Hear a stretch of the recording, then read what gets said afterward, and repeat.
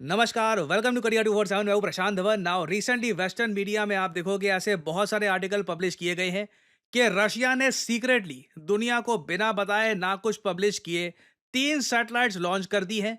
और ये सैटेलाइट्स धरती के ऑर्बिट में जिस तरीके से एक्ट कर रही है, डर आज के समय लग रहा है वेस्टर्न साइंटिस्ट को कि क्या व्लादिमीर पुतिन ने प्लानिंग शुरू कर दी है न्यूक्लियर वेपन्स को स्पेस में डिप्लॉय करने की।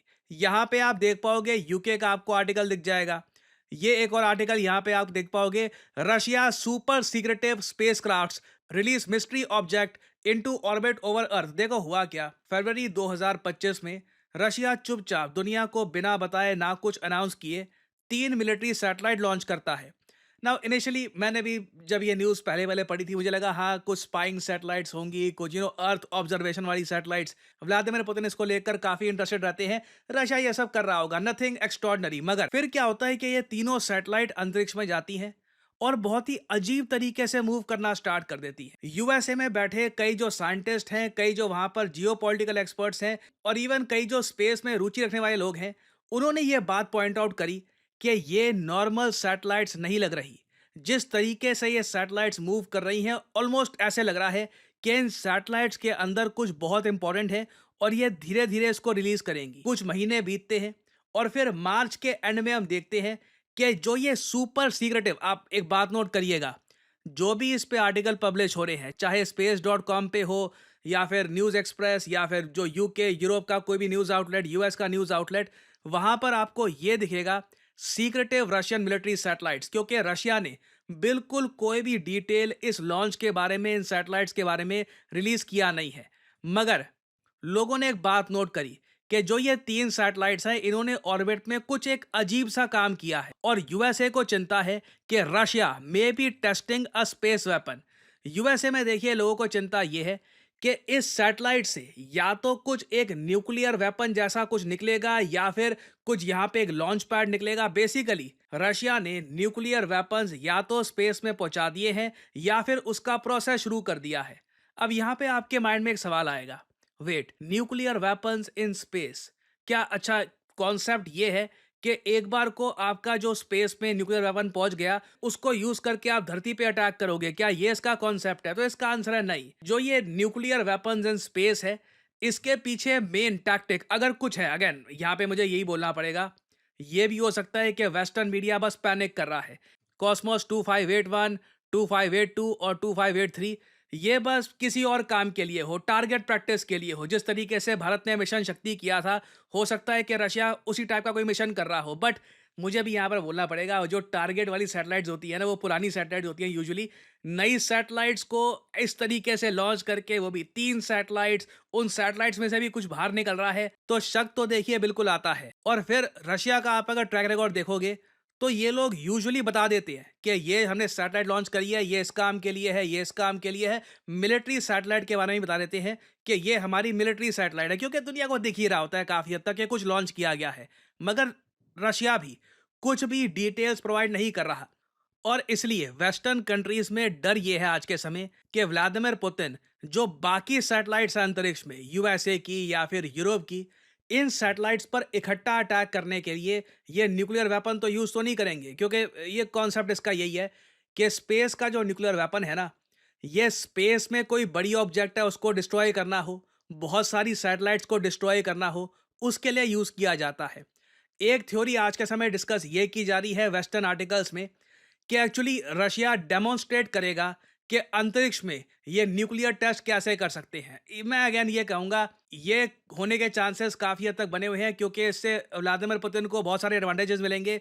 नंबर वन, इससे कोई आप कह लीजिए धरती पर ट्रीटी टूटती नहीं है। नंबर टू, इससे यूक्रेन में सडनली एक डर का एक माहौल बन जाएगा कि रशिया ने न्यूक्लियर वेपन टेस्ट किया है, चाहे वो अंतरिक्ष में भी क्यों ना किया हो। फिर तीसरी बात यह है, रशिया ये करने वाला दुनिया का पहला देश होगा। व्लादिमीर पुतिन इस बात को लेकर ऑब्सेस्ड है कि Russia should be number one. Hypersonic missile की रेस में रशिया आगे निकल गया यूएसए से। इस मामले में भी बताया जा रहा है कि व्लादिमीर पुतिन प्लानिंग कर रहे हैं कि दुनिया को ये डेमोन्स्ट्रेट करके दिखाएंगे। नाउ अगेन मुझे बोलना पड़ेगा, जरूरी नहीं है कि डेमोन्स्ट्रेशन में ये यूएस या फिर यूके की सैटेलाइट्स को डिस्ट्रॉय करे। हो सकता है कि डेमोन्स्ट्रेशन में बस एक खाली इलाके में, स्पेस के खाली इलाके में ये एक न्यूक्लियर एक्सप्लोजन या फिर एक बड़ा एक्सप्लोजन करके दिखाएं, दुनिया को बस डेमोन्स्ट्रेट करने के लिए कि रशिया के पास ये पावर आ चुकी है। और अगर यहाँ पे आप ये सोच रहे हैं कि हम लोग यहाँ पर ये क्यों नहीं कह सकते कि रशिया एक्चुअली एक न्यूक्लियर वेपन डिप्लॉय कर रहा है स्पेस में जो धरती पे यूज हो सकता हो, क्योंकि लिटरली जो आप हेडलाइंस पढ़ोगे वहां पर यही है कि Putin is planning to deploy nukes in space. Now देखो, इसका कोई प्रैक्टिकल यूज है नहीं, ठीक है। जब रशिया के पास हाइपरसोनिक वेपन्स हैं और इनको ये डेमोन्स्ट्रेट करके दिखा भी चुके हैं यूक्रेन में, it does not make any sense कि ये लोग स्पेस में धरती के सरफेस से 300-400 किलोमीटर दूर कुछ प्लेस करे और फिर वहां पे धरती पे अटैक करे। Doesn't really make a whole lot of sense. अभी के लिए तो नहीं है, एटलीस्ट आपको इसके लिए बहुत स्ट्रॉन्ग लॉन्चर चाहिए होंगे और प्रिसिशन इसके लिए और ज़्यादा कंफ्यूजिंग सा है। तो I don't really think Russia कुछ ऐसा करेगा, कोई भी कंट्री ऐसा नहीं करेगा। जो स्पेस के वेपन्स होंगे they will be primarily be used to attack the assets of enemy country in space. इसका जो यूज होगा वो अंतरिक्ष में ही होगा। और आप अगर इन आर्टिकल्स को पढ़ोगे तो स्पेसिफिकली यहाँ पर यह भी लिखा है कि पिछले साल ही यूएसए ने रशिया पे आरोप लगाया था कि रशिया न्यूक्लियर वेपन स्पेस में डिप्लॉय करने वाला है। अगेन, ये कोई खोखली थ्योरी नहीं है। यूएसए ने लिटरली पिछले साल रशिया पे आरोप लगाया। रशिया ने कहा कि नहीं, हम ऐसा कुछ कर नहीं रहे। यहाँ पे आप देख पाओगे it is unclear exactly what kind of weapon systems Moscow plans to deploy, but according to the early reports from the US government source, a space based nuclear bomb या एक न्यूक कह लो would be used to attack satellites in orbit rather than strike targets on the ground। तो again, इसमें मैं ये कहूंगा कि जो भी होगा ना, आतिशबाजी होने वाली है। मैं ये प्रोडिक्शन कर दूं। एक्चुअली मैं चाहता रहा ये टॉपिक में मैं वीडियो बना दूं, क्योंकि आने वाले समय में जब कुछ बड़ा इवेंट होगा एटलीस्ट मैं आपको बता पाऊंगा कि मैंने आपको बता दिया था कि यहाँ पर इसका एक ग्राउंड वर्क तैयार किया जा रहा है। एंड आई होप कि ऐसा ना हो। स्पेस में भी न्यूक्लियर वेपन्स यूज करना एक बहुत ज़्यादा खराब एक एग्जाम्पल सेट करते हैं। बट इधर वे लग रहा है कि दुनिया इसी तरफ जा रही है। आई थिंक रशिया इसको सबसे पहले करेगा, उसके बाद यूएस फॉलो अप करेगा। यूएस को करना ही होगा, उसके बाद चाइना फॉलो अप करेगा, फिर इंडिया भी करेगा। तो ये लग रहा है कि फ्यूचर में ऐसा होना ही है। आई जस्ट होप कि जो भी ये टेस्ट है ये सेफ तरीके से किए जाए और इससे धरती में पीस मेंटेन हो। तो ये एक ऐसा टॉपिक है जिससे रिलेटेड बहुत सी डेवलपमेंट्स होंगी इन द फ्यूचर। कुछ अपडेट्स आती है तो मैं आपके लिए अपडेटेड वीडियोस लाता रहूंगा। आप लोग यकीन नहीं करेंगे कितने सारे लोगों से मैं मिलता हूँ और उनसे बात करता हूँ और उनका एक ही सवाल होता है कि करियर में अब क्या करें। व्हाट, मुझे मैथमेटिक्स इतना अच्छा लगता नहीं है, कोडिंग वगैरह सीखने में मेरा मन नहीं लगता, मुझे कुछ और एक क्रिएटिव जॉब जहाँ पे मैं अर्ली स्टार्ट कर सकूँ वैसा कुछ सजेस्ट करिए। वेल, मैं यहाँ पे आपको बताना चाहता हूँ डिजिटल मार्केटिंग के बारे में।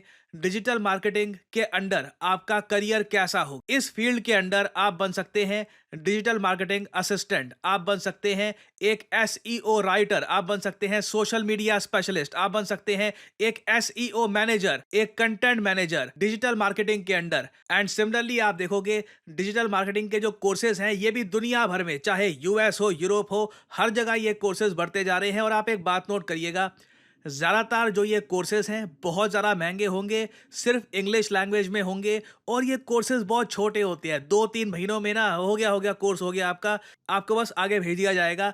जबकि करियर 247 आपके लिए लेके आया है एक state of the art digital marketing course, जहां पे आपको मिलती है द बेस्ट फैकल्टी। आप लोग ऐसे प्रोजेक्ट्स पे काम करेंगे जिससे आपको मिलेगा जेन्युइन एक्सपीरियंस, आपको जॉब ढूंढने में भी हेल्प करेगा करियर 247, और एक प्रॉपर करियर गाइडेंस भी आपको मिलेगी हमारे कोर्स में।